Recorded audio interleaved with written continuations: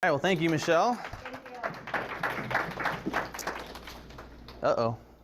We got locked out, Michelle. That's okay. We don't have a password, so just go ahead and click on it. You'll be good. Right there. All right, we're good. Well, I'd like to welcome everybody today. I wasn't planning on trying to use this microphone, so can everybody hear me all right? All right, if I drop over the next 3 hours, let me know, wave your hand, and I'll speak up again. So as we get started here, so I want to kind of give you my background. Obviously, good marketing is often about telling a story, so I'll kind of tell you my story. So hopefully you can buy into that and get excited about learning from me today. So I'm originally from St. Louis, except for 5 months that I lived in Switzerland when I was in 3rd grade. So that was kind of a cool experience. My dad worked over there, works for Boeing, and he got transferred there for about a half a year. Then I went to St. Louis University High School and then WashU. So I kind of stuck in the same part of St. Louis for 8 years there.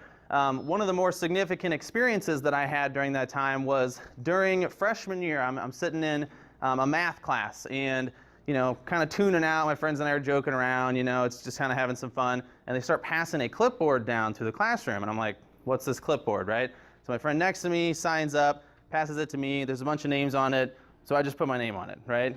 I had no idea what it was, to be honest. I got a phone call later that night, and it turned out it was signing up to learn more about an internship program. So as a freshman, I'm like, I don't know, you're supposed to do internships when you're a freshman. I'll go check it out. It turned out that it was an internship for learning to run your own small painting business. So it was a business internship. And I was studying engineering, but I was like, well, I don't know. I've always thought, inventing a product and selling it would be kind of cool. I'll check it out. So I went through this whole application process. There was like 6 interviews. I later found out when I got to the other side of the interviews that you didn't really need all 6. It was just to make it feel challenging. But of course, at the time I was like, man, this is intense. I'm excited, right? So I ended up getting the job, and I worked at College Works Painting for 6 years. So I started as a freshman. By the time I was a junior, I was running a $500,000 team of interns who were running their own painting businesses. So we were doing really well, one of the top producers in the country that year. And then when I graduated from WashU, I ran that program as the vice president of marketing and sales for the St. Louis division. So essentially I was in charge of teaching and training about 25 to 30 interns on how to run their painting businesses in the St. Louis area. So I like to bring that up because a lot of my marketing experience comes from that 6-year period. I ran a lot of marketing teams. We did a lot of door knocking. So we were those kids, coming by, knocking on your door at 6 o'clock when you're trying to eat dinner and asking you if you need a paint job, right? But it worked. We got a lot of results from that. We also did a lot of flyer distribution. So when I first started Connect Marketing, and this is about 4 years ago, my experience had come from that. And so we started out doing door knocking and passing out flyers for contracting companies. So that's kind of where my background started. And then since then, we've implemented a lot of digital marketing. So a lot of what I'm going to be talking about today is actually stuff that I've taught myself over the past 4 years. And the good news is that these are things you can learn on the internet, you can teach yourself. I'm going to go in as much depth as I can today, but I definitely encourage you to look up free courses online, get on YouTube. There's all kinds of interesting information out there about how to do your marketing on the internet. So that's how I started Connect. One thing I skipped over a little bit there is Case Cooley. I will mention Case Cooley just because it is a lot of fun. So that's a Case Cooley right there in the corner. See if I can get my, there we go, laser pointer to work. A Case Cooley is a sleeve that fits around a cold case of beer and keeps it cold for 10 hours without any ice, right? So it's like a koozie for an entire case of beer. So you can imagine, I invented that in college when we were going tailgating and having fun. WashU doesn't have tailgating. It's a Division III school. Nobody goes to the sporting events, to be honest. So I went to Mizzou with my buddies and we would tailgate there, right? So I had some friends that would just buy a cold case of beer and try to drink it while they were tailgating before it got warm. Not the healthiest decision to make, probably not the safest thing to do. So we're like, hey, what if we just put a sleeve around this, keep it cold for a few hours? And that's where the Case Cooley came from. My grandma helped me put the first prototype together. We messed up her sewing machine in the process, so there's kind of some mixed feelings there. But eventually got them manufactured, and we've been selling those for about 6-7 years now. Actually, it's been longer than that. I've been out of college about 7 years now. So that's what I did in the meantime. So that was kind of between my College Works Painting time and when I started Connect Marketing. And one of the main reasons that I started Connect, I didn't really think about this consciously when I started the business, but it was because at the time I could not figure out how to market Case Cooley. Right, so as you'll notice with a lot of small businesses that people start, a lot of times you start a business to solve a problem you have, right? So I hadn't thought about that really consciously, But the further I got into it, now that I know how to market my Case Cooley product, I realized that's part of why I started Connect. So wanted to really quickly touch on two of the main focuses that we have at Connect Marketing. We're not going to be talking much about our business today. We're going to be doing educational stuff. But number one, it's like we have a feeling that Facebook and social media is really cool, but unfortunately it's also tended to shift people's attention from meeting up in person and getting to know each other to meeting each other on the internet. And unfortunately, we're starting to see that psychologically we don't work that way, right? Now it's an okay substitute, but it kind of hurts us. We feel a lot more lonely now. The rates of depression are a lot higher. And so one of our missions in Connect Marketing is, hey, how do we use marketing and advertising dollars to reestablish that sense of community in a neighborhood? So that's one of our main missions, is that we really like to go into specific neighborhoods and use some of the marketing techniques we're going to talk about today to try to bring people together in those communities, right? So we might promote an event and say, hey, why doesn't everybody come down? You can meet your neighbors, get to know them. We might focus on particular interests. So sometimes our small business clients will have topics that they like to, hobbies, things they like to do outside of their business, and we'll focus on that in the videos. So keep that in mind as we're going through the training today, is that we really want you to think about this as focusing on how do you help other people, right? So what can you do to kind of build that sense of community? And then we say, number two is to make small businesses local famous and help them grow. So if you're able to help people out, in return, they're going to help you. So that's really the message behind this. So we're going to be talking about some more kind of promotional types of things because we only have so much time today. But I do want you, as you're working on these things yourself, to be thinking about how can I help the people that I want as customers, right? So the more I can help them, the more they're going to be excited about working with me. So before we move forward, I just want to learn a little bit about the audience here. So quick show of hands, how many people are small business owners? All right, so over half the room, that's awesome. For the rest of you, how many of you are in sales, or who does sales? All right, so we got a lot of salespeople too, good.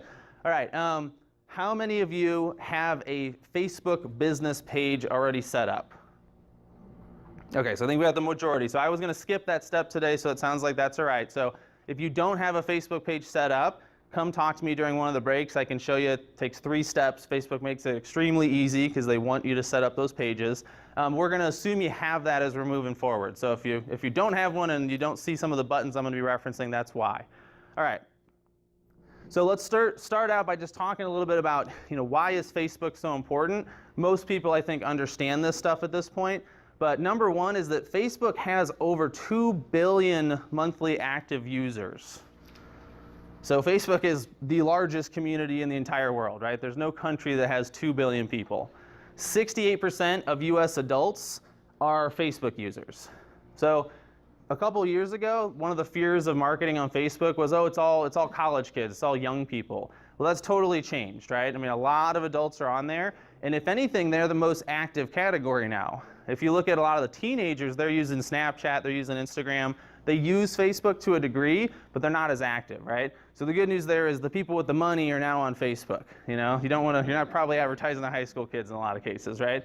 53% of US internet users are on Facebook several times a day, right? So if you think about it, half the people using the internet at all are on Facebook basically constantly. If you're on there several times a day, like you're checking it when you wake up, you're checking it at lunchtime, it's probably distracting you during work or school.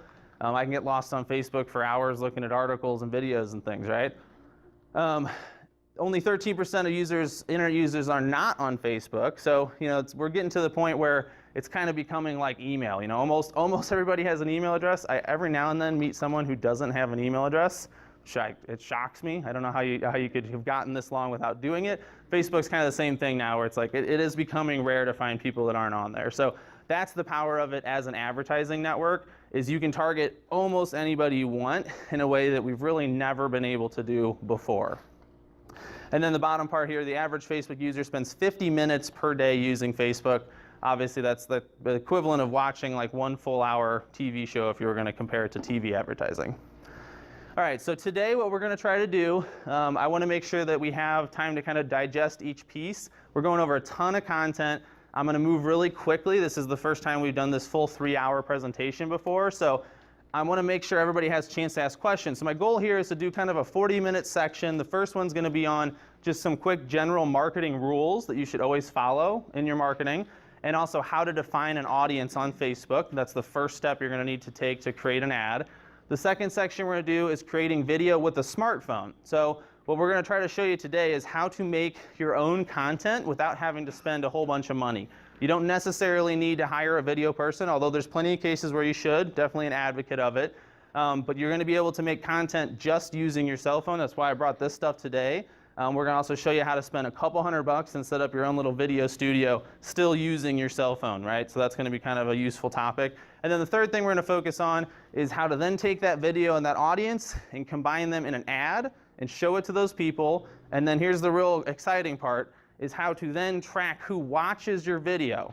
So who actually spent their time and cared enough about what you were selling to watch your video, because those are the people you want to stay in front of, right? So if there's 5,000 people and 200 of them watch your video, you want to stay in front of those 200 people. And that's what we're going to focus on in the last part of our presentation today.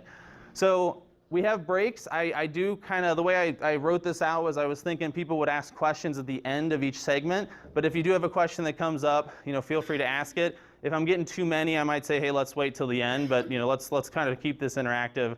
We'll keep it a little more exciting that way. All right, so let's go ahead and get started. So the first thing we want to look at today are the rules of marketing. So you can talk to a lot of marketing people. Everybody kind of has their own set of rules. These are the 4 rules that we think are probably the most important, at least in our business. But there are books on these things, the 52 laws of marketing. There can be more. These are just the ones we like to focus on. So those 4 rules are, number 1, understanding your audience. So who are the people who you should be selling to, and making sure that you understand that as best as possible. It's not always the easiest thing to figure out, but understand it as best as you can before you ever start advertising, right?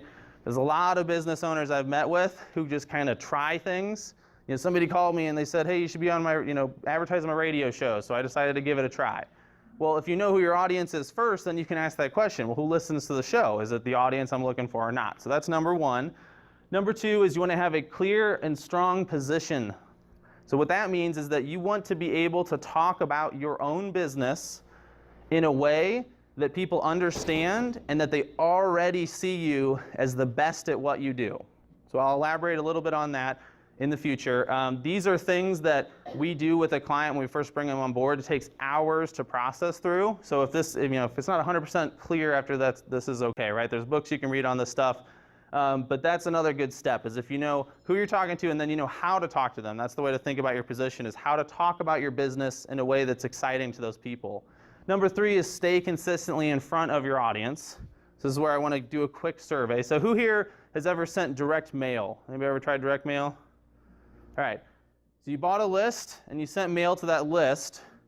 Has anybody here ever stopped before they got to 5 mail pieces? So you sent less than 5 mail pieces to your list.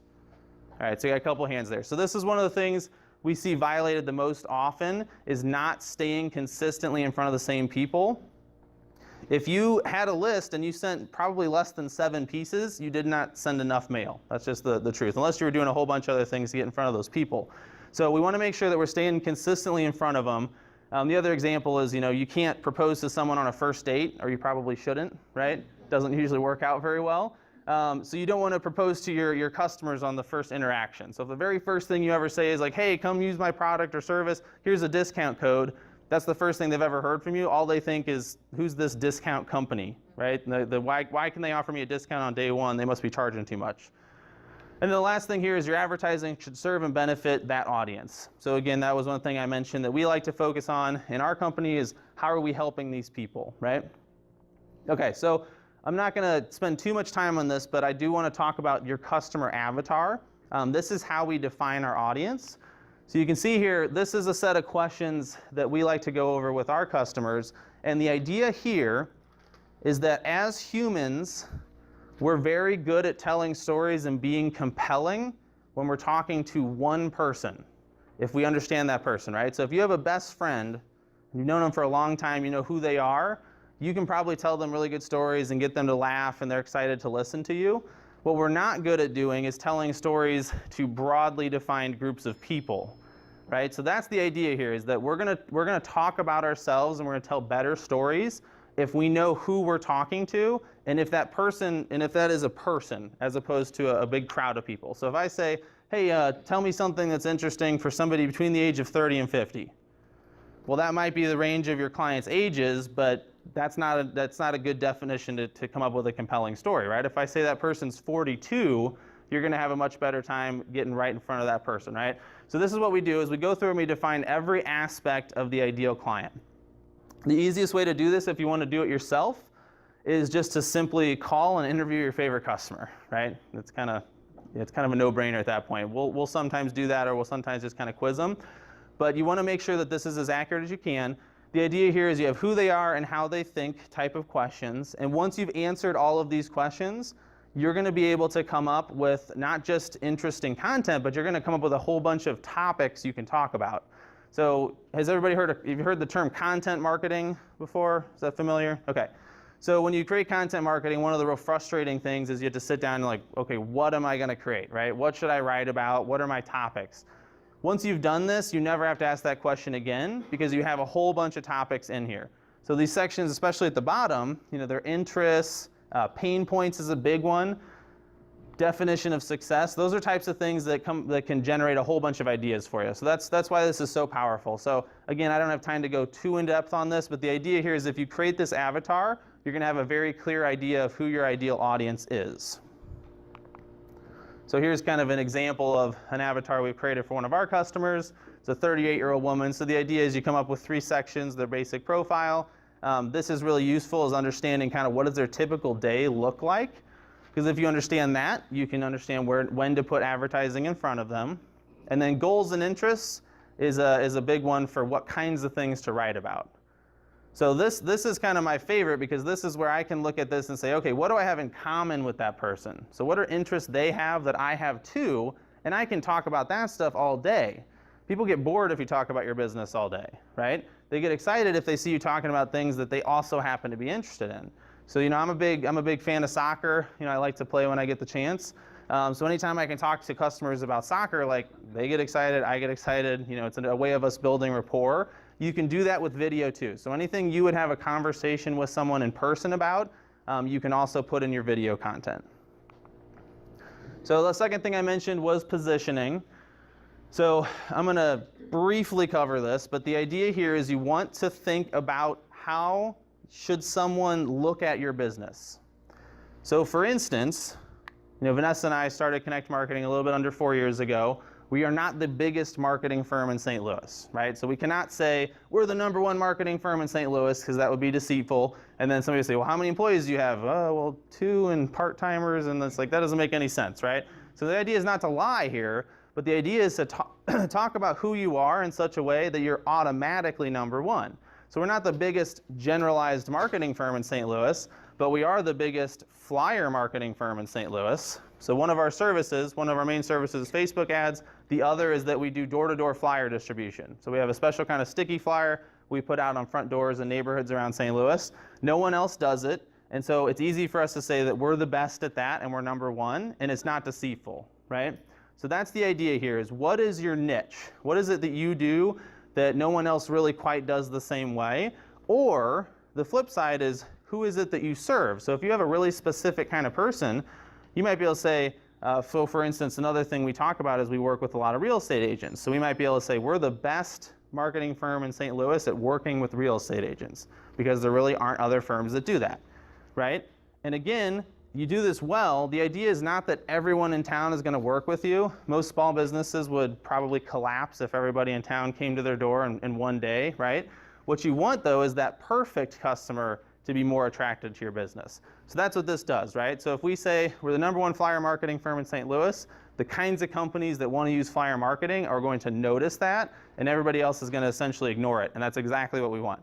So if you do your positioning right, you have 2 benefits. #1, you're going to get more of your ideal customer, and then the slightly more controversial benefit is you're going to attract less of your bad customers. So just a quick show of hands, anybody here have a customer they've worked with in the past that they kind of wish they had never picked up in the first place, right? So when we were doing CollegeWorks painting, one of the favorite things we were taught that we all screwed up was your favorite customer is going to be the one you say no to before you ever take the job, right? So we all went out, we didn't say no to that person we know we should have, and 3 weeks later, after 3 weeks of headaches, we were like, you're right, if I had said no to this person, that would have been my favorite thing I'd done all summer, right? So that's what you're also accomplishing with good positioning, is that you're also avoiding the people that are not a good fit for you or your business. All right, so consistent marketing. So this is one of my biggest pet peeves. I just cannot stand when I talk to a small business owner and they tell me about all the things that they've tried in marketing and how marketing just doesn't work and they don't trust marketers. And I get it. I mean, there are a lot of marketers out there that can be deceitful. A big thing that a lot of marketers do is overpromise. Oh, you're going to get so much results, it's going to be great, and then they don't, right? But this is the number one thing they screw up, is that they give up way too early, right? So there are plenty of cases where somebody has done something for months and seen very little results, only to 2 or 3 months later have a huge return on their investment, right? So this is basic psychology. This is not complicated stuff. Most people are not going to respond the first time they hear about you, right? There are some that will, and there are some people that will respond to, seeing a coupon code and decide to call, right? But those aren't really the ideal customers, right? They're not the people that are the best fit for your business in a lot of cases. In a lot of cases, they're the discount shopper that's going to jump ship as soon as somebody else offers a discount, right? So we like to focus on, if you serve that audience and you stay consistently in front of them, it works the same way as getting to know somebody in person. So like my example earlier, if you're dating somebody, you usually, small talk on the first date, get to know them a little bit, and things kind of progress from there. The same thing should apply to your marketing.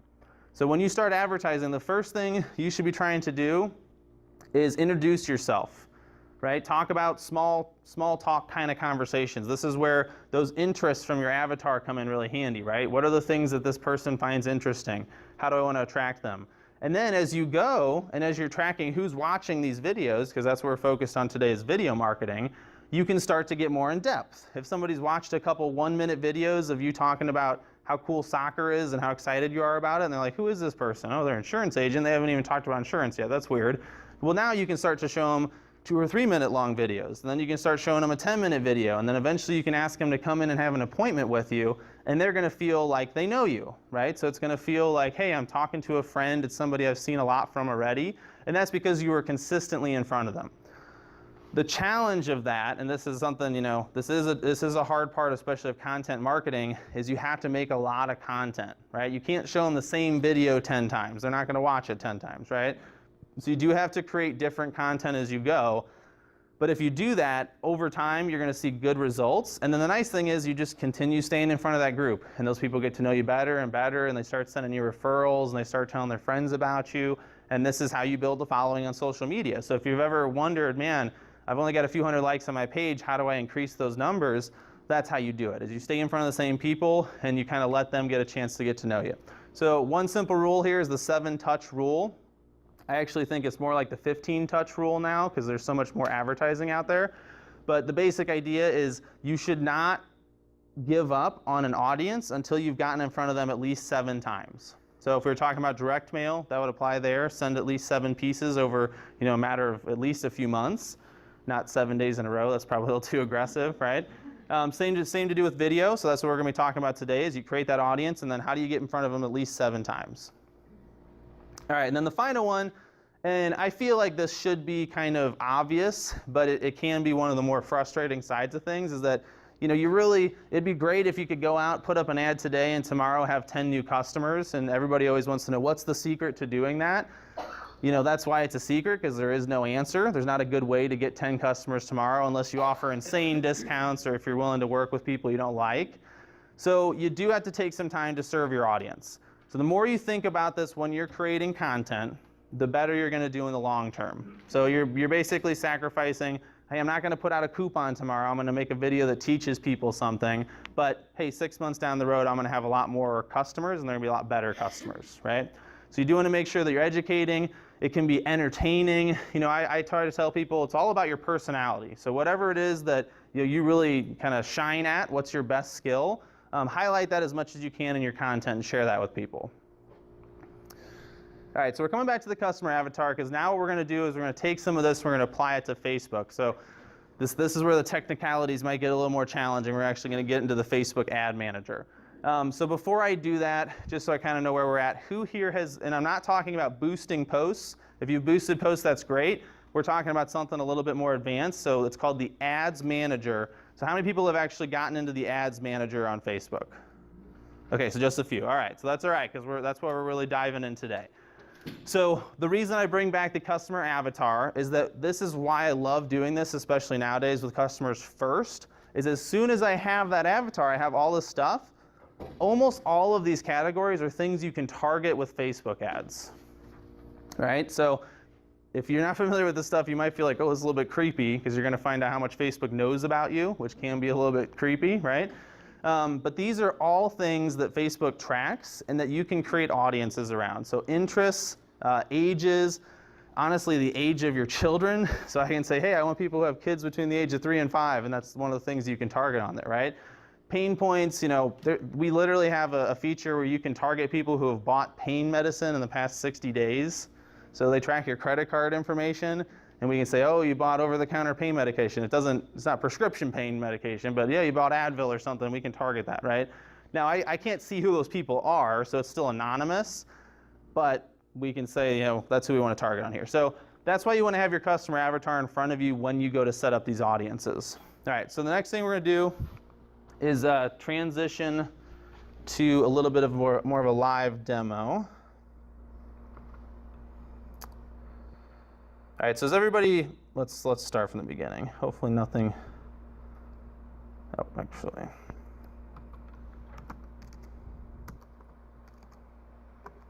Sorry, this laptop's new to me, so I'm not as good at typing on it. So when you get in here, oh look, it's Tom. Tom, wave to everybody. This is Tom Lubieski, everybody. So when you're on, so this is your home page on Facebook, and the first thing you're going to do is come over to the left-hand side over here. And what you're looking for is this Ads Manager button. So this is where if you have not already set up a business page, you will not see this button. This button is only available to you if you have a business page, right? Because everything you do advertising has to be done through a business page. So if you don't have a business page, like I said, talk to me during one of the breaks. We'll talk about how to do it. But what you want to do is you're going to start by clicking on that button. And so now we're in the Facebook Ads Manager. So this is this is where things get a little bit new for you. This is going to be fairly complex if you've never seen it before. If you're not completely following, we are going to send some follow-up information after the presentation today. We're still waiting on whether or not we can get permission to actually show our recording of this presentation, so you might get that. But at the very least, we're going to make a checklist, and I'll make some shorter videos of all of this later to share with everybody. So if you lose me, don't freak out. I'll try to go kind of slowly as we go through this. So starting here, this is basically where you can look at the different campaigns you've run. So you can ignore the step I'm taking right now. We have a bunch of access to a bunch of different ad accounts. I'm just loading our main ad account, so you probably won't even have to worry about that. But so here's your home page, and this is where you can see what's going on with your current ads. So you'll see campaign names. So these are all the different campaigns we've run over the past few years. This is one that we have going right now. So if you're a real estate agent, you may have seen a video of me over the past few weeks because we've been promoting that. From there, these are your ad sets. And then these are the actual ads over here. So we're not going into that at the moment, but we'll talk about that a little bit later.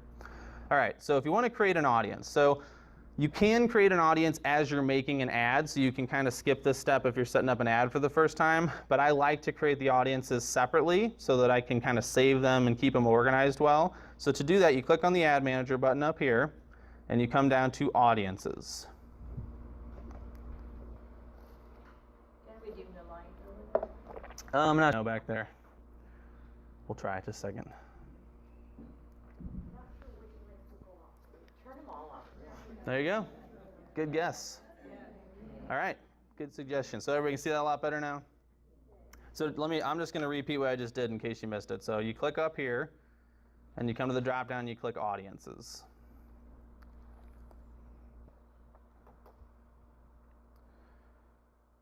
All right. So now that we're in here, we're going to create a new audience. All right. So there are a lot of ways that you can create audiences. I'm going to touch on a couple as we go through this.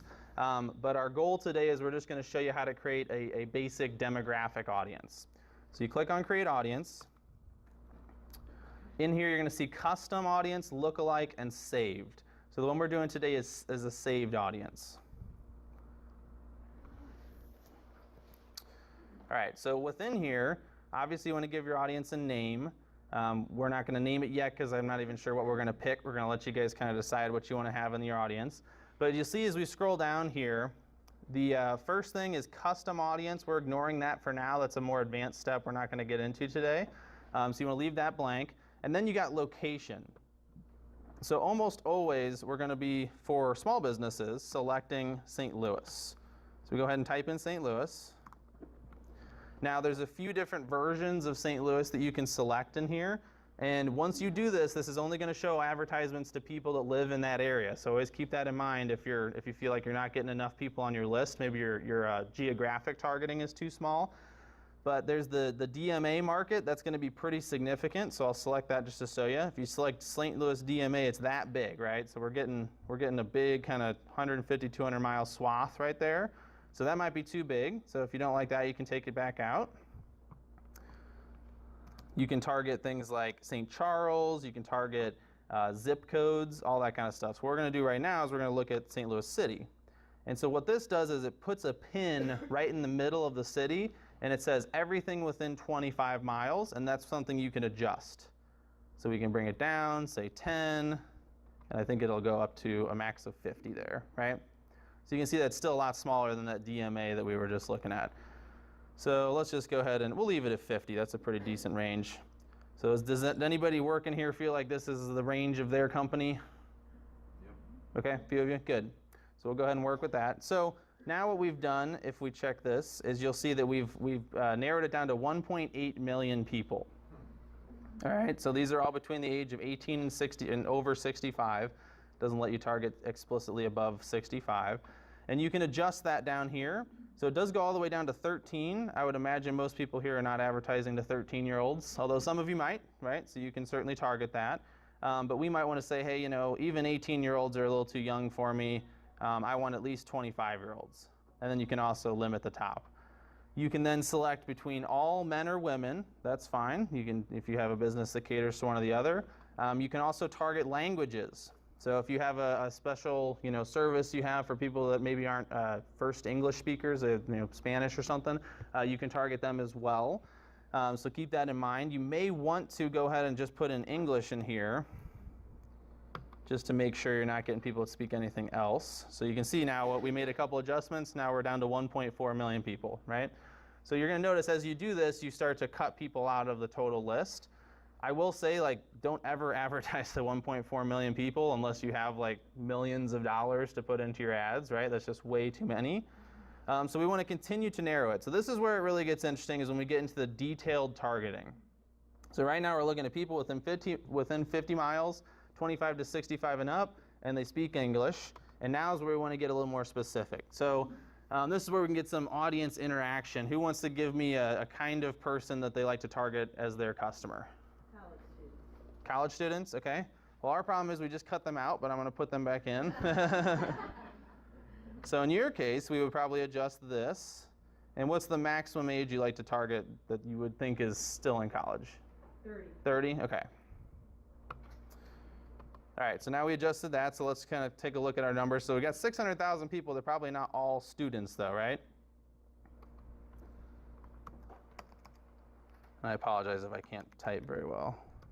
All right, so here's where you got to do a lot of experimenting, all right? There are so many different ways of targeting on Facebook that you're going to want to play around with it. So you may want to create multiple different audiences. So one of the first things you can simply look at is, okay, you know, if I search for student, what am I getting here? So I got a bunch of different things. People that maybe they put their job title as student. I mean, that can sometimes be a good thing to target. Interests.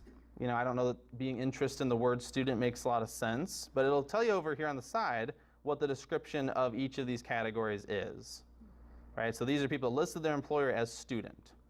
So those are pretty broad ones. So maybe we want to look at, you know, something a little more specific. Maybe we want to actually look at people who have, you know, who are enrolled, at the different schools. So here we can have, you know, people who are interested in St. Louis University. So that might give us a better targeting. But even better, we can start to look at people who are actually listing that as their school, right? So we're getting a little bit more narrow. So why don't we select a few of these? So schools, we want Washington University. That's probably got some college students. Yep, and that's what we're going to do now, right? So we type in St. Louis University. So there's that one, 311,000 people in that category.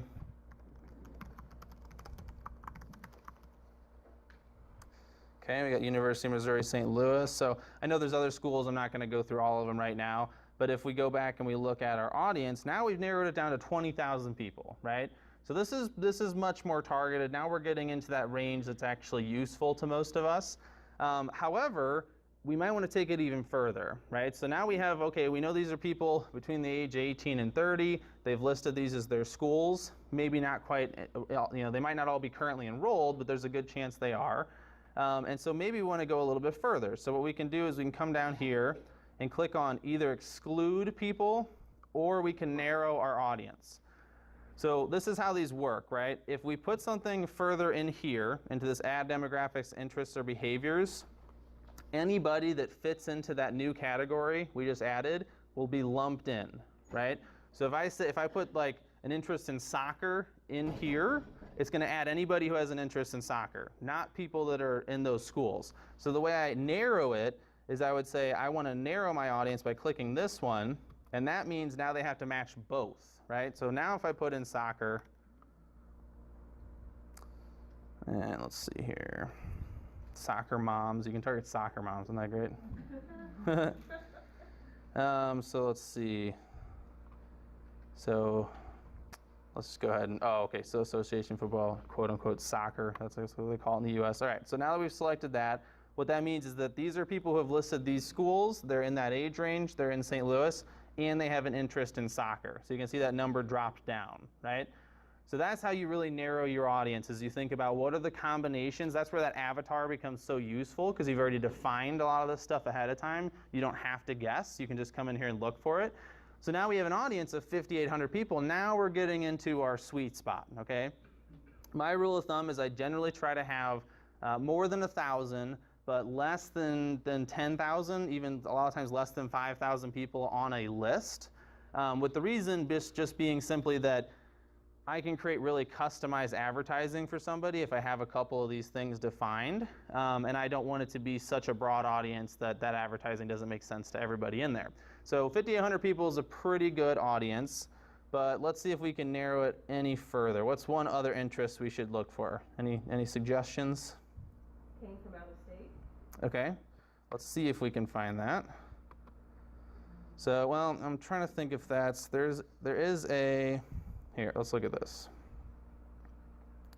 Okay, so where you can maybe get that specific thing you're looking for here is this one. So you can say everyone in this location, people who live in the location, people who are traveling. So this isn't quite, I think, what you were asking, but where this could be useful is when people are coming to visit colleges. So if you like to work with students, maybe you can target people that are 17 or people who have children that are that age, and then say, yeah, people who are traveling in this location, right?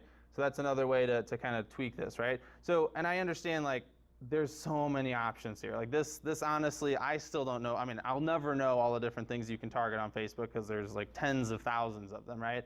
And they change them all the time, which can be kind of frustrating because you find an audience like, oh, cool, this particular thing, and then Facebook decided it was too creepy and they eliminated it as an ad option, right? Because what's bound to happen is somebody goes, oh, somebody bought pain medicine, and then they write an ad that says like, I know you just bought pain medicine, and they're like, no, don't tell them don't tell them we know all this stuff, right? Saw another hand over here. Yes, I think you kind of just answered it. So like Facebook, when it's deciding who is part of the categories that you select, it's not because the Facebook users have like self-identified themselves that way. It's like using its algorithms to determine that. It's some of both, right? So there are, like, anything you've ever done on Facebook, it's considered here, right? So if you've liked certain, so you can, for instance, if a page has enough fans, you can often target the fans of that page, right? So if you can actually target Cardinals fans, for instance, and that's how they know. But it also then combines it with a whole bunch of other data. So Facebook will look at your browsing history. So even if you want to try to hide that stuff, they kind of find it in a lot of ways. They look at what you've clicked on. So if you've clicked on articles that tend to be about certain topics, they can see that. They buy data from other companies, so they have credit card data. They have even some of the databases that the library provides access to for us, like Facebook also uses that information. So it's kind of a combination of both. And so yeah, things you've done on Facebook are definitely included in there, but it's a lot more than that, right? Okay, so we're going to go ahead and leave the audience alone for now. So just the idea here is we've created, people who are probably in college, interested in soccer. And so now that we've defined it, and you could have named it ahead of time, but you want to name your audience. So this is where, if you only have a few audiences, not a big deal. If, like us, you're creating hundreds of audiences over time, you might want to have like a specific naming process. So you might want to start with, where are they? So you might say St. Louis, 50 mile, or say 50 mile radius. All right, and then put one of those bars in there, put a slash or something. And then we're going to say, 18 to 30, listed STL school or college, and then interested in soccer. Okay, so now when we come back, we're going to know exactly who this audience is. And for the sake of our demo, I think we'll go ahead and create it. One last thing I'm going to show you before we kind of wrap up this little audience demo is down here. This is one of the more powerful options that you have. So have you ever seen an ad where it shows you the ad, but above it, it tells you who of your friends has liked that page? Is that familiar to everybody, right? This is how you use that feature. So if you come into connections, you can decide, okay, people who have liked my page. So one of the things Facebook does now is that they don't show all your posts to everybody who liked your page, right? They only show it to like a small percentage of who liked it. So if you have something you want to make sure everybody who liked your page sees, and they see it a bunch of times, if there's like an event you're promoting, you can target them. So you can target just the people that like your page. Now, if I selected this right now, what it's going to say is, okay, people who liked my page who also fit all those other characteristics, right? So that's going to be really narrow. But that can also be useful if you have a page with thousands and thousands of likes, but you only want to target people with a certain interest. This is how you screen it out. The next is friends of people who like your page. So this is one of my favorite targeting features, because this is what shows the ad and says, hey, your friend likes this page, right? So that's some strong social proof. You're going to get a lot more people interested in you if their friends are also already interested in you. So that's a nice feature. And then last thing on this particular category is you can also exclude people who like your page. Right? So if you have something that you don't want them to see, like you're going to say, hey, like my page, you don't need to show people who already like your page to like your page, right? A couple other options, you can do things with apps. Probably most of you don't have an app, so we'll skip that. And then events, this is kind of a newer one. You can, people who have responded to your event you can target, and you can also exclude those people. Yep. What's the name of that box again? This is connections, this box at the bottom, yep, just called connections. It's the very last thing when you're in your audience builder, okay? And then we won't even go into advanced today, but I mean, you kind of get the point that there's so many ways to tweak these things, right? All right, so we're going to go ahead and save that audience. We didn't actually add any connection on there, so we should have an audience now of, as we see, 5,800 total people, right?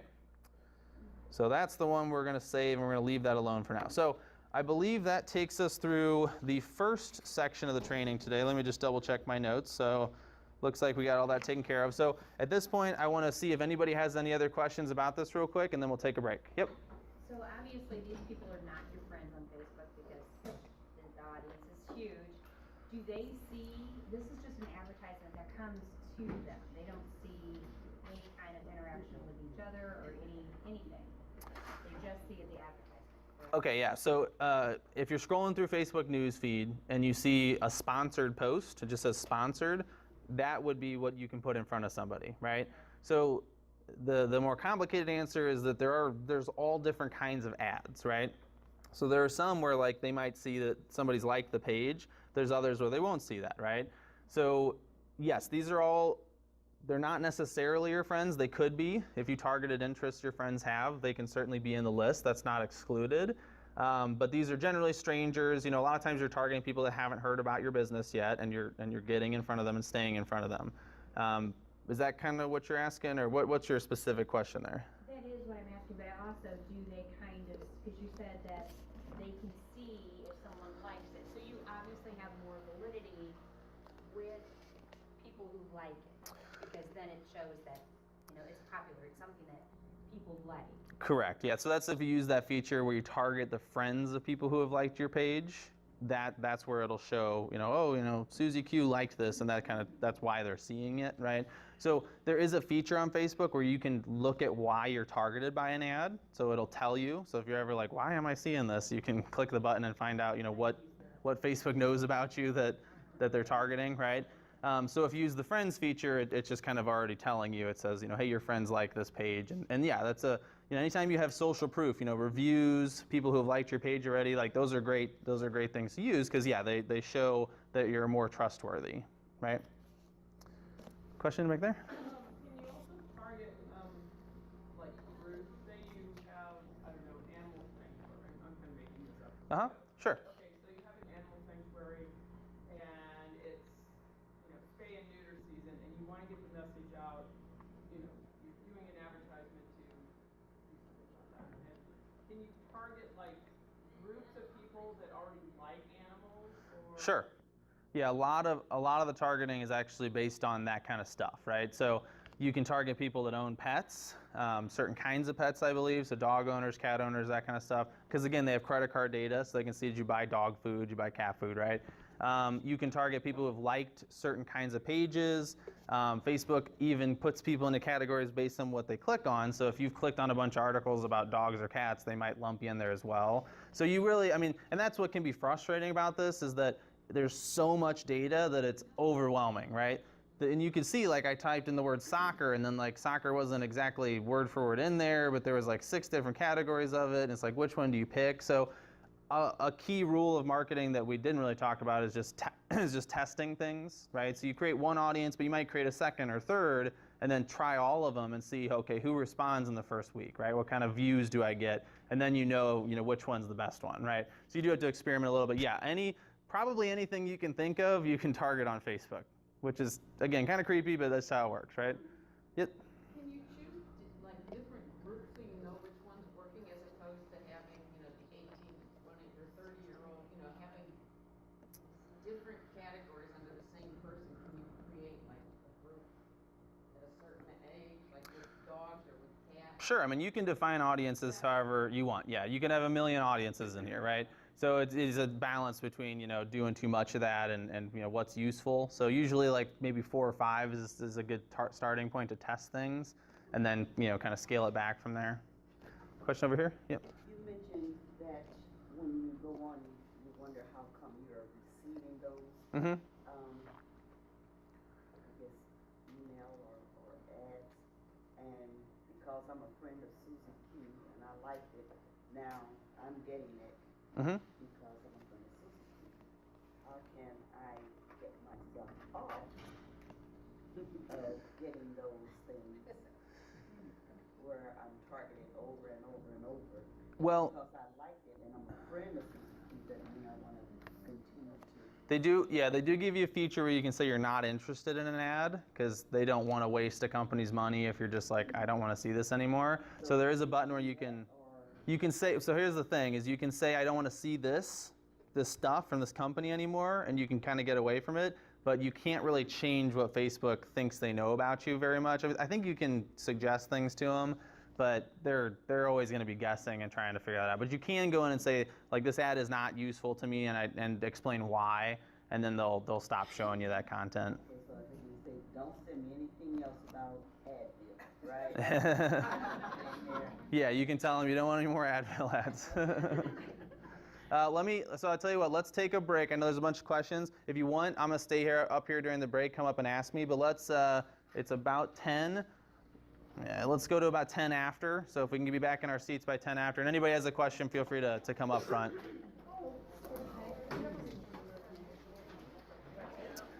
Yeah. No. The stats really quickly, just so everybody knows kind of why. Sorry if this is blocking anybody's view over there. So this is kind of why we want to focus on video now. So You've probably noticed if you're on Facebook, Facebook is becoming more and more focused on video. And Mark Zuckerberg has even said that within a year or two, they might be exclusively basically video. So you really won't see a lot of links beyond video. So the reason for that, 55% of people watch videos online every single day. That's only going up. That number will be closer to 100% in another year or two.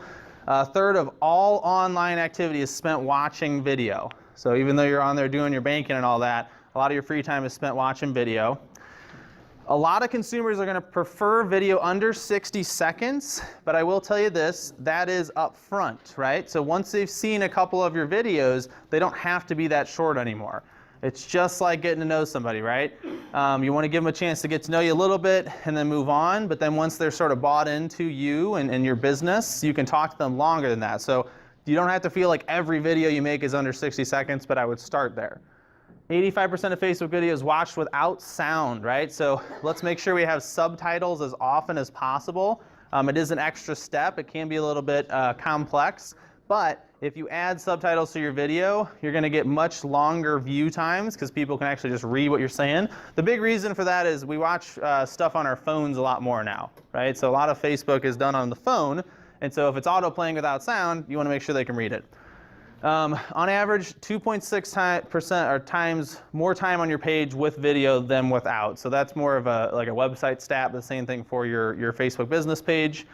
And then if you use video in your marketing, you're going to see your revenue growing 49% faster than non-video users, which over time can be a huge competitive advantage. So one stat we don't have on here, but I think is really interesting, is that of all of the business pages on Facebook, only 5% are actually using the advertising platform, right? So this is really why we're so excited about Facebook advertising right now, is that only 5% of businesses that have set up a page, so that's not even 5% of all businesses, just the ones that bother to set up a business page, are actually using the advertising. So what that means is that a couple years from now, once they're all on there, the prices are going to go up and up and up. Facebook has already maxed out how much ad space they have. They can't really put more ads in front of you because it would be too annoying. So now all they can do to make more money is just raise the prices on those ads, right? So the more people that want to use it, the higher the prices are going to get. So now is the time to take advantage of this, especially video advertising. There have been plenty of examples where we've had costs of like 3 cents for 10-second views. Right? So 10 seconds, not a long time, but if your video is only 60 seconds, that's, you know, almost there's a sixth of it, obviously, right? So for 3 or 4 cents to get somebody to watch that much of you talking or about your business, like that's extremely cheap. You're not going to run a TV ad for anything like that, right? So right now is the big opportunity. And again, the more engaging you are, the lower those costs get. So it's not unheard of to see people spending a penny to get people to watch 10 seconds or more of their video. So that's pretty exciting. And that's, you know, 10 seconds or more, those people might have watched the whole thing. All right, so what we want to do is show you first kind of how we've gone about setting up to make, you know, somewhat professional looking video. You don't have to have the fanciest stuff. I will say right now, it's more important to simply make it and put it out than it is to make it look perfect. So don't spend all your time trying to get set up, you know, to make the best possible video. Just focus on getting it done. However, even with your cell phone, you can do a couple simple things to make your video look really professional compared to just setting up a phone. And you know, you've all seen that. You turn on your webcam on your computer and you got all your messy desk behind you and that kind of stuff, right? The camera's not all that good in your computer, so it's really grainy. That's still better than nothing. So those people are still making money, right? I mean, there's nothing wrong with that. But you can do a couple quick things to improve it. So a couple things I want to mention that are really important to making a video. First is going to be proper lighting and backdrop, right? So this is just a snapshot from the video that I made. This is literally a small kind of almost like closet in the basement of the T-Rex building where I store my case coolies. We move the case coolies to one side. We put up a piece of gray paper that you can buy on Amazon, and we set up this little setup I have over here that I'll show you in a second, and it made, you know, much nicer video. So first is proper lighting and backdrop. Again, it doesn't mean you have to spend money. One of the things to think about with lighting is you want whatever's closest to natural light, all right? So these kind of overhead lights in here, they're not bad. This lighting is not actually all that far off, but the closest you can get to natural sunlight, the better. That's what's gonna make you look the best possible. The other thing you wanna make sure of is no shadows. So if you were filming in this room, this light is right over your head, right? So if you're looking at me or if I'm seeing you, like everybody has shadows over their eyes right now. That doesn't look very good on video. So you want to make sure you set things up so that the light is shining towards your face as much as possible. If you're going to use natural light, an easy way to do that is to sit in front of a window and film, put the camera in front of the room, in front of the window facing in, and that'll get the light on your face. Question? What about filming outside? Sure, so you can film outside too.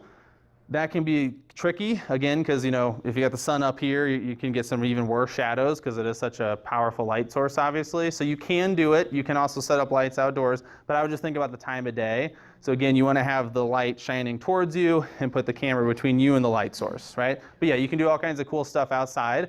One of the challenges you're going to run into outside is this number 2, which is you want to have clear sound. So I know I just said a lot of people they watch video without sound, right? But the ones that don't, you want to make sure your sound is as clear as possible. It's not the hardest thing to do. There's 2 easy things you can do, and that's to not spend money on this. You can spend a lot of money buying some fancy mics. Number 1 would be using another cell phone, right? So a second cell phone, it has a little microphone, obviously you're picking up your voice. It's not the best, but if you get it close enough to your mouth, you're going to get a nice clear recording of your voice.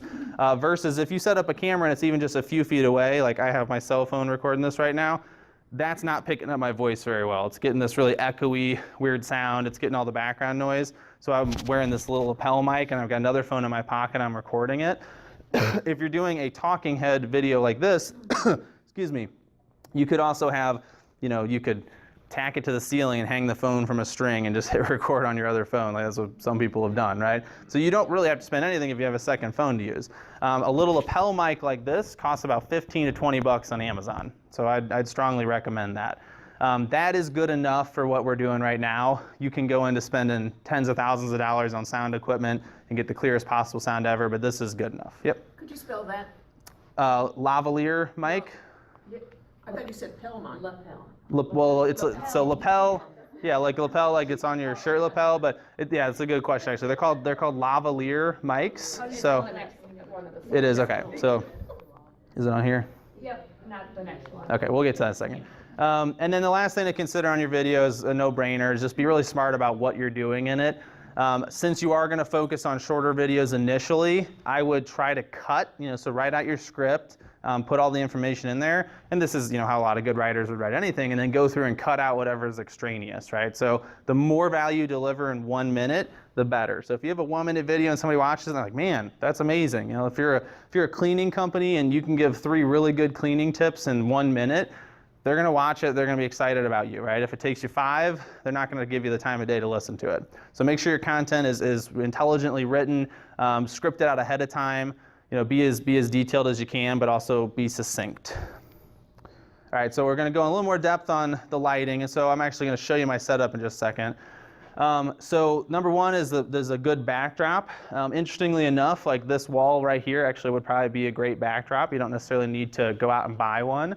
But what doesn't make a very good backdrop is just your standard white wall, right? I mean, you can see a lot of imperfections. A lot of times they got scrapes and stuff on them. So what he's got there on the left is actually what we've bought. It's just a big old roll of paper. So it's really not, not very exciting or fancy. It's just gray paper. What you do is you roll it out and you basically tack it to the wall, or you can get a stand and hang it from it. That's just going to make it so that there's nothing distracting behind you. And I'll even show you a little lighting trick to get that effect where he's got that little kind of glow behind him. So you want to make sure that you have a nice backdrop. Again, use a natural light, but avoid shadows on your face. So you can see kind of in both of those there, like there really aren't any shadows on that guy's face. This is was it from Wistia? Yeah, so Wistia is I think a video hosting website, but they have, write that down actually, Wistia. They have a ton of useful content on how to make video. So if you want to, Wistia, so Wistia. Thank you. Yep.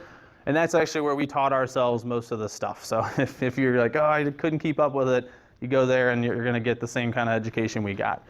And then another one is choosing your environment based on your message, right? So you can see in the second one, he is in an office, but he's still lit properly. He's still the focus of that image. And it might make sense if you're talking about an office setting to be in an office setting, right? So back to the question about shooting outside, if you're a landscaping company, it doesn't make a lot of sense to be sitting in an office talking about what you do, right? So make sure that your setting makes a little bit of sense there. Just keeping those other first two aspects in mind. All right, and so this is where that point about the lavalier mic. So this little mic that I'm wearing, I've got plugged into a phone in my pocket, and obviously the wire runs through your shirt, so that way it doesn't look as distracting. It's a little clip-on, costs about $20. There are literally hundreds, if not thousands, of options on Amazon. So you can get some with nice long cords, some with short cords. You can get, I got a little splitter, so I can actually use 2 mics in one phone now. So if I'm doing an interview, which is a really cool video to create, I can have both people wearing a mic that way. The second one is kind of tricky. So for us, we're lucky. The little basement room that we have doesn't get a lot of noise, so it's actually a good spot to do recording. But you do want to be careful about noise. There's kind of 2 main things to consider there. Number 1 is background noise. So if you're in an office, there's a lot of commotion. If the AC turns on and it's really loud, or if they're testing the fire alarms. I'm surprised we haven't had one yet, but I'm sure it's going to happen at some point, right? If they're testing the fire alarms, you don't want that to ruin your video right in the middle. So you want to make sure you're in a noise-free environment as much as possible. The second thing to consider is you don't want to be in a room that's really echoey, right? So a lot of times, like a conference room or something might be a good place to set up, but if you're talking and your voice, you can hear it kind of bouncing off the walls, that's probably not the best spot because it's going to get picked up by the microphone. The way to improve on that, if you don't have somewhere else to go, is just put some stuff in the room that absorbs sound, right? So you can hang a blanket on the wall, right? Because what's happening is the sound's just bouncing off of hard surfaces, like most of the walls in here. So if you hang a blanket, or I have a bunch of cardboard boxes in that storage room, so they kind of absorb the sound. That's a good way to cut down on the echo. So do a couple trial runs before you make the final version, because last thing you want to do is have a final version and the sound is no good, and you got to re-record the whole video, really, because you can't really dub over your existing video. And then the last point, which we already mentioned, is the captions and subtitles. Yep. Okay, so you have a microphone connected to your phone.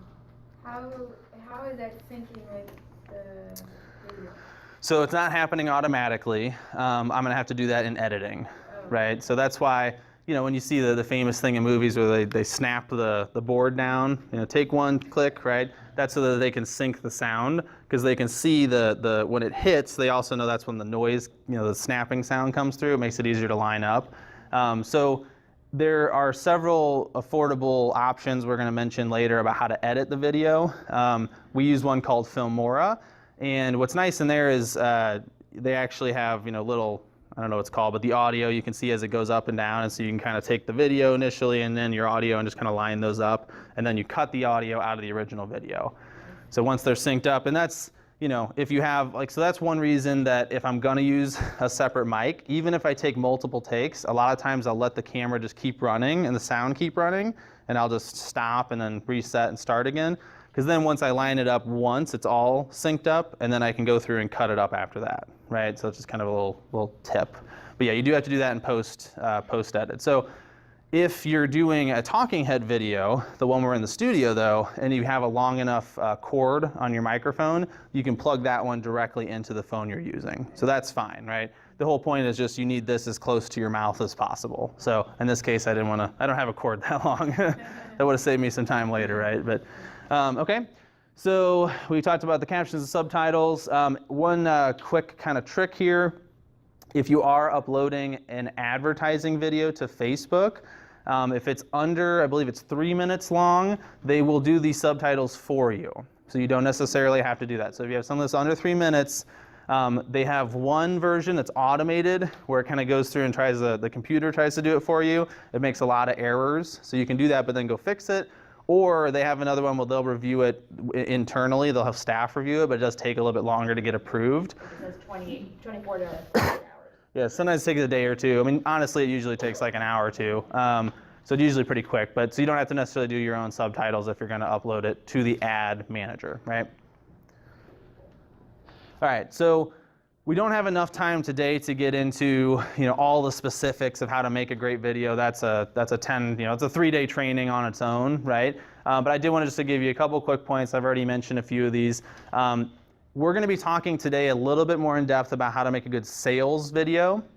but I would not recommend that being the first thing you ever show to somebody, right? If you need it to be, you really want to get a sale tomorrow, you can try it, but I would start with these two things. So what are their pain points and what are their interests? So if the first thing somebody ever sees from you, and if you're selling insurance, there's a lot of insurance salespeople, right? If the first thing I ever saw about you was you talking about soccer and, hey, there's the latest 3 soccer events going on in St. Louis, and I watched that, I'm like, oh, that's pretty cool. And then I found out you're an insurance agent, I'm gonna be a lot more interested in working with you than if the first thing I ever saw was you saying, oh, you should switch to me and save your money or whatever, because that's all over TV already, right? So focus on the pain points and interests. What is somebody interested in? What are the pain points you could help them solve in their life? And again, focus on between 1 to 3 minutes, again, 1 being kind of ideal.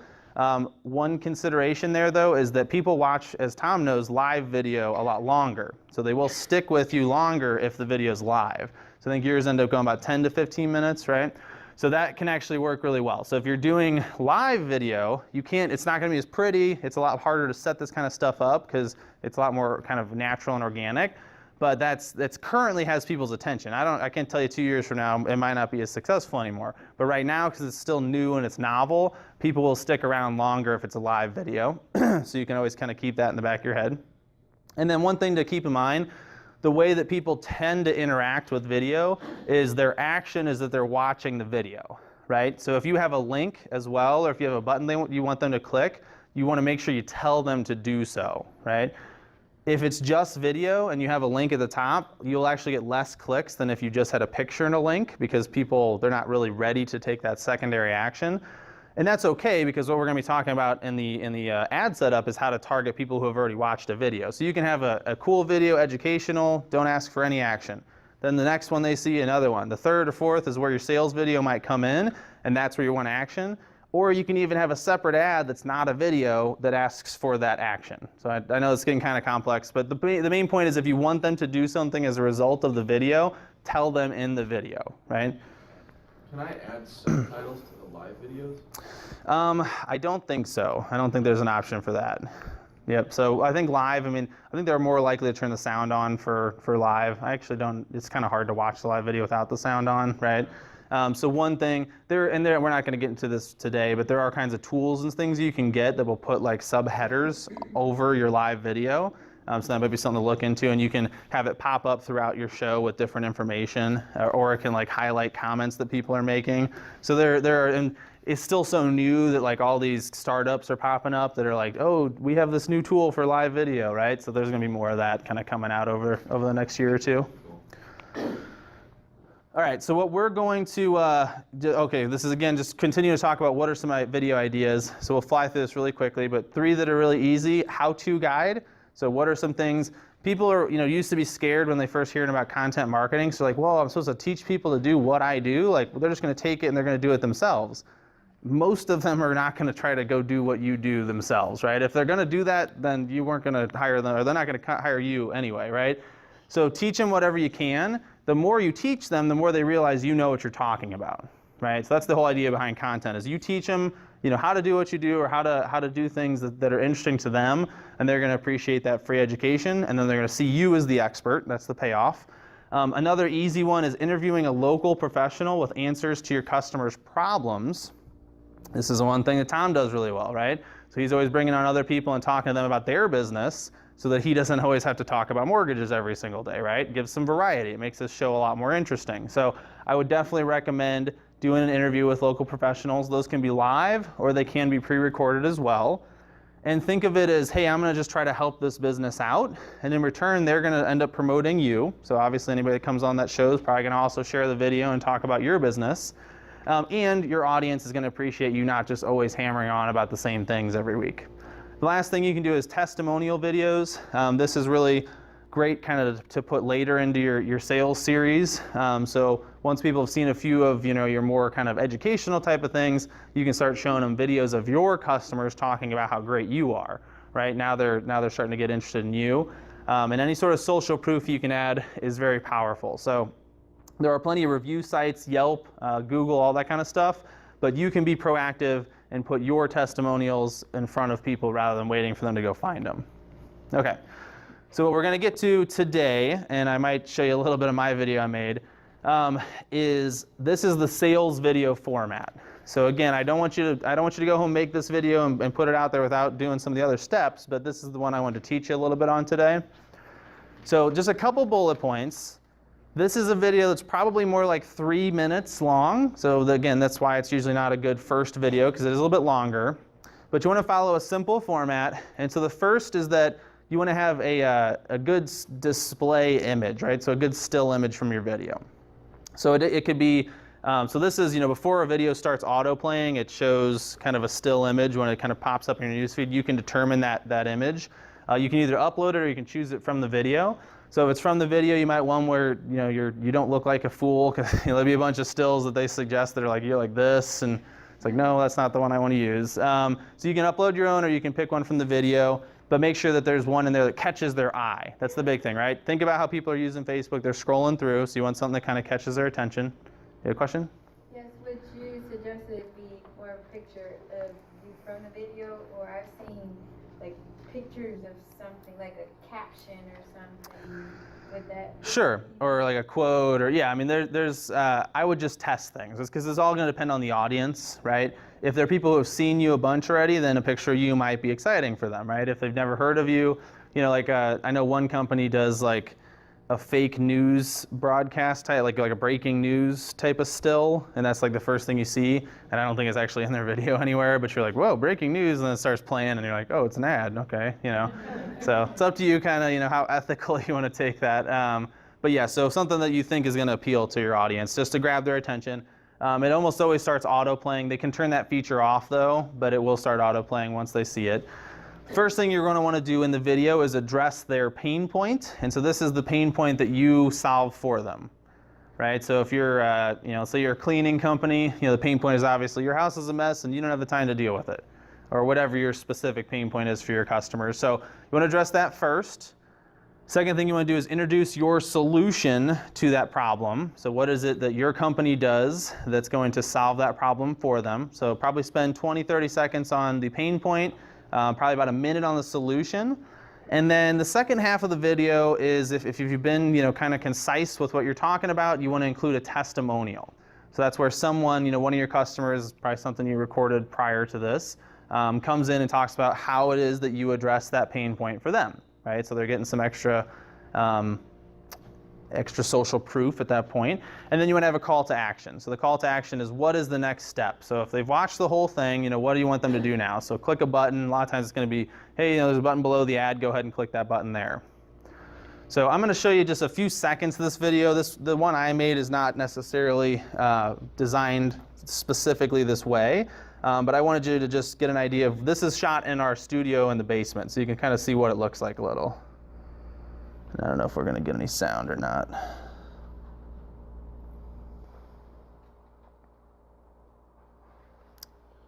All right, we'll just kind of see how here we go. Door flyer distribution. Yeah. In particular, we use a special kind of flyer called a sticky flyer that applies right to the center of the front door. We think this combination is extremely effective, and we'd like to tell you how it can work for your business. There's one main objective to our local theme farm. All right, so we're gonna stop it because again, it's not a perfect example of this outline, but I mainly wanted you to see just kind of what it looks like, right? So this only cost us. So here's our setup, and I wanted to just kind of show you this really quickly. So I have over here, I have a little switch that turns the lights on and off, and it also allows me to dim them. This was me just being kind of a nerd and wanting to have like an extra feature that I could play with, right? I usually have them up all the way, right? But the idea here is you want to get nice bright bulbs that are as close to natural light as possible. So let me show you, flip one of these around and show you what I have in here.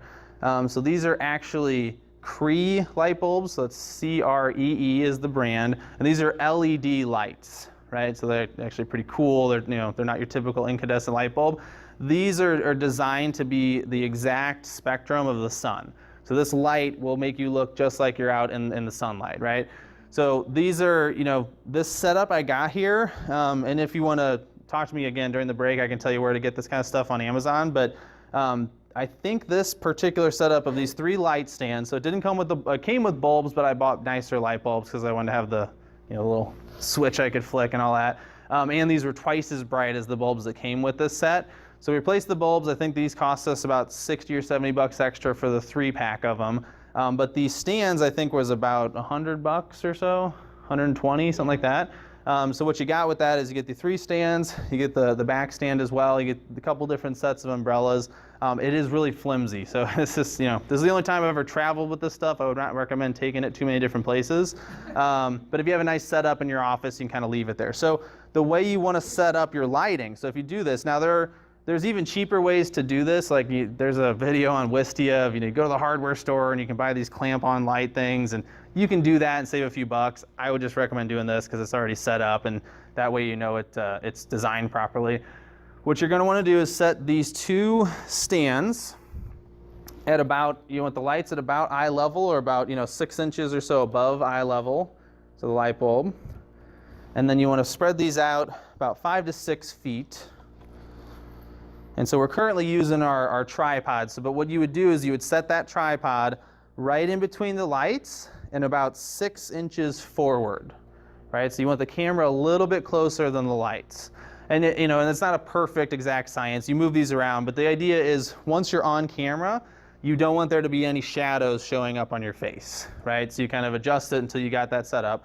Now, this one behind me is a little bit different. The whole point of this light is to eliminate the shadow on the wall, right? So if I show you, if I turn that off and I'm standing here, you see how it casts a shadow? I know not everybody can quite see me, but it casts a shadow, a double shadow actually behind me here. If I turn this on, then it kind of gets rid of that. And it's, this isn't set up perfectly, but it gets rid of that shadow, and it gives kind of a nice glow behind you. So if you have that paper, that makes the backdrop look nice and kind of, calming, so to speak. So it's just basically making your video look a lot cleaner. So, question? Would you use the same setup if you're using a green screen? We haven't really done green screen video. I think that you probably would. The only thing you might not do is you might not have this backlight on, right? Because you got to get kind of a consistent green. So in my experience, my understanding is that if you were going to do green, you would probably actually be a little bit further away from the wall, right? So that way that there isn't shadow on it. But this part you would still do. Anything that's getting rid of the shadow on your face, you'd still want for a green screen video. Okay, so a couple just again quick points to remember in terms of the setup if you do decide to do something like this is to have the lights about eye level or a little bit higher, have your camera right in between them but slightly closer to you, and then if possible use a light behind you to get rid of the shadow, right? So I'm not going to go, there's other tips and tricks and all that obviously, but those are just the few I wanted to go over today. So if you decide to set this up, you have a head start, okay? All right, so we'll go ahead and turn those off there.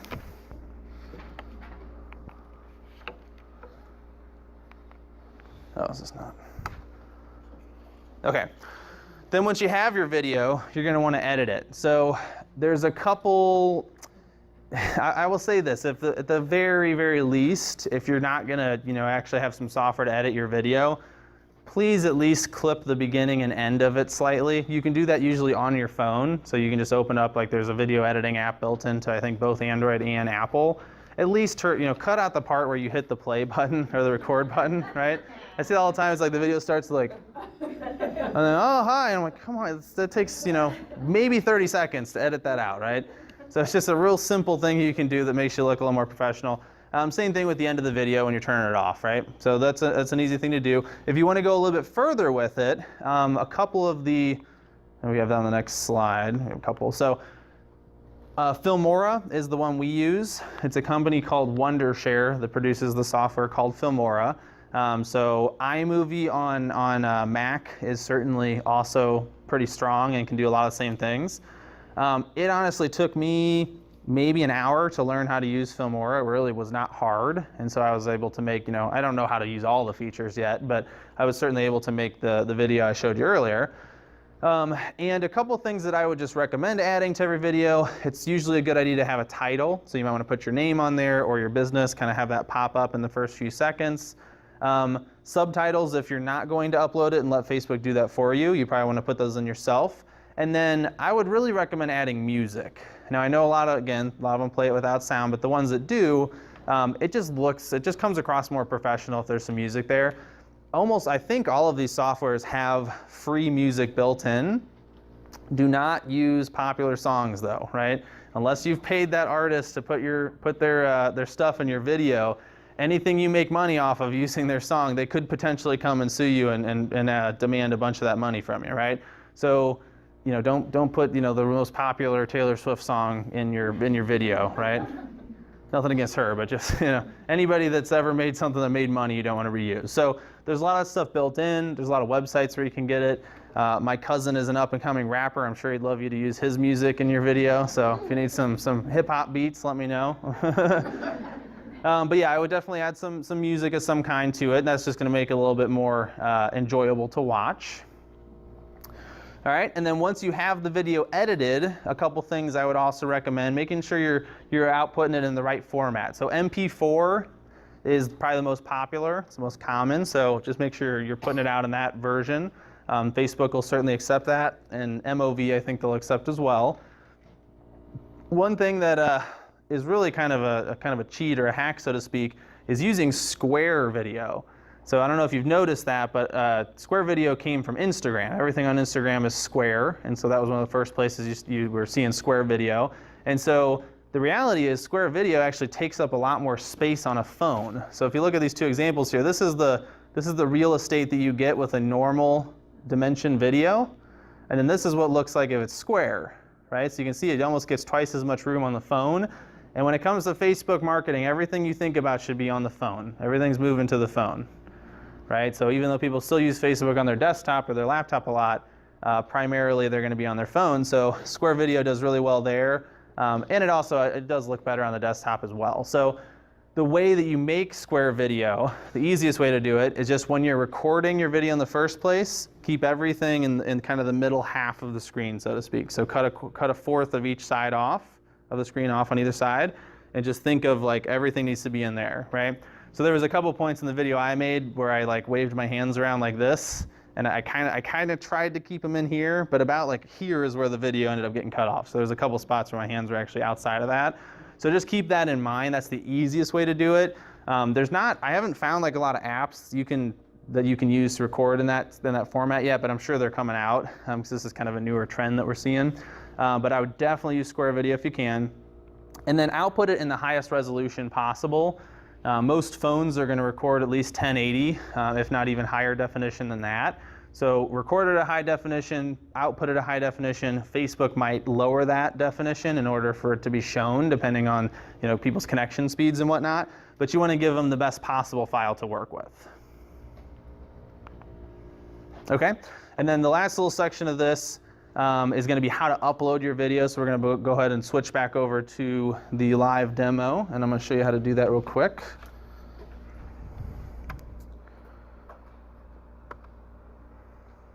All right, second ago. And actually in this section is where the video section is as well. So if you've uploaded a video to your page organically, you'll still have access to it. Anything you've ever posted is going to be accessible through your ad manager. But if it's a brand new one, you can come in here to the video section and you just click upload video. And this isn't my computer, so I don't have a video here. I guess I could try to find one, but who knows what's on here, so I'm not going to mess with that. But you would obviously just find your video and wherever your file is, double click on it, and that's going to upload it. So it's really pretty simple. So once you've done that, it's going to be always in here, and this is just called your asset library.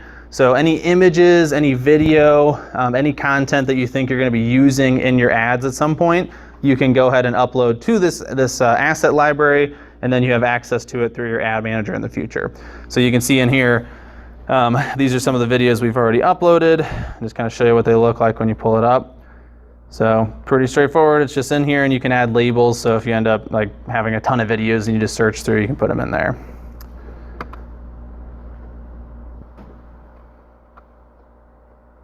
Okay, all right, so that was the video section. I know we kind of flew through that pretty fast. There's a lot of information there. Again, I would really encourage you to check out Wistia. Most of what we talked about in terms of making these videos, you're gonna be able to find on there. Although I can make video and I think I do a decent job, I am not, if anything, a video expert. I'm more of an actual ads expert on here. So that's probably my weakest section of the presentation today. So Wistia would be a great source.